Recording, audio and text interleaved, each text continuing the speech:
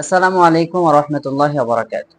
আমাদের সকলেরই ইচ্ছা, আমরা সকলেই চাই যদি আমাদেরকে জিজ্ঞেস করা হয়, আপনি কি চান আল্লাহ রাসূল এবং তার সাহাবীদের সঙ্গে সময় কাটাতে?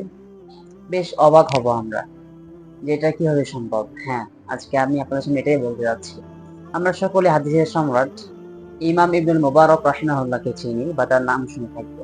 তার আরো একটি বড় পরিচয় হচ্ছে ইমাম আবু হানিফা রাহিমাহুল্লাহ ৪০ জন ইমাম বা আলেমের সমন্বয়ে একটি ল কাউন্সিল এবং গবেষণা বোর্ড তৈরি করেছিলেন, যার অন্যতম একজন সদস্য হচ্ছে ইমাম ইবনুল মুবারক রাহিমাহুল্লাহ। তো তিনি সবসময় ঘরে বসে থাকতেন, হাদিস নিয়ে গবেষণা করতেন, কখনো ঘর থেকে বের হতেন না, বাইরে আড্ডায় যেতেন না। তো একজন মানুষ তাকে অবাক করে দিয়ে জিজ্ঞেস করলো, আলা তাস্তাওহিশু, এই আপনি যে সারাক্ষণ ঘরে বসে থাকেন, বাইরে বের হন না, আড্ডায় যান না, আলা তাস্তাওহিশু, আপনি কি একাকিত্ব বোধ করেন না? আপনি কি নিঃসঙ্গতা বোধ করেন না?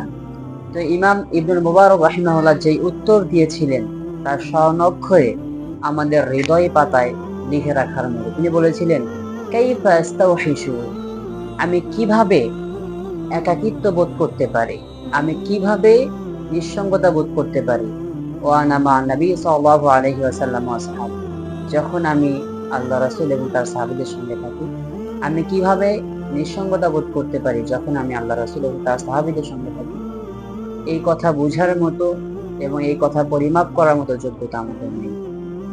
প্রিয় ভাই আমার, যখন আমরা হাদিস পড়ি, হাদিস নিয়ে গবেষণা করি, বেশিরভাগ সময় আমাদের মুখ দিয়ে উচ্চারিত হয় ক্বালা নবী সাল্লাল্লাহু আলাইহি ওয়াসাল্লাম, ক্বালা আবু হুরায়রা সামি'তু রাসূলুল্লাহ সাল্লাল্লাহু আলাইহি ওয়াসাল্লাম।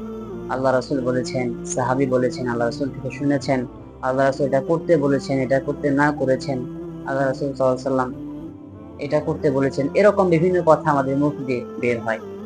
তো যখন আমরা এরকম কথা মুখ দিয়ে বলতেই থাকি, তখন যেন মনে হয় যে সত্যি আমরা আল্লাহ রাসূল এবং তার সাহাবীদের সঙ্গে আছি।